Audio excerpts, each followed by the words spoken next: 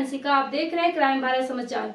Bharatiya Janata party की सरकार की ओर से 2019 में अनुच्छेद 370 को हटाना कानून था या नहीं, इस पर सोमवार को सुप्रीम कोर्ट के 5 जजों का पीठ अपना फैसला सुनाएगा। आइए यहाँ हम आपको अनुच्छेद 370 और इसे हटाने के लिए अपनाई गई प्रक्रिया के बारे में बताते हैं। यहाँ आप ये भी जान पाएंगे कि सुप्रीम कोर्ट में याचिका दायर करने वाले लोगों और सरकार की इसको लेकर दलीलें क्या हैं।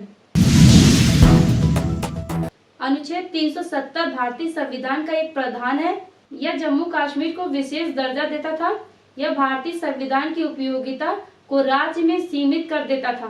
संविधान के अनुच्छेद 1 के अलावा जो कहता है कि भारत राज्यों का एक संघ है, कोई अन्य अनुच्छेद जम्मू और कश्मीर पर लागू नहीं होता था। जम्मू कश्मीर का अपना एक अलग संविधान था। भारत के राष्ट्रपति के पास जरूरत पड़ने पर किसी भी बदलाव के साथ संविधान के किसी भी हिस्से को राज्य में लागू करने की ताकत थी। हालांकि इसके लिए राज्य सरकार की सहमति अनिवार्य थी। इसमें यह भी कहा गया था कि भारतीय संसद के पास केवल विदेश मामलों, रक्षा और संचार के संबंध में राज्य में कानून बनाने की शक्तियां हैं। इस अनुच्छेद में इस बात की भी सीमा थी कि इसमें संशोधन कैसे किया जा सकता है। इसमें कहा गया था कि इस प्रावधान में राष्ट्रपति जम्मू कश्मीर की संविधान सभा की सहमति से ही संशोधन कर सकते हैं।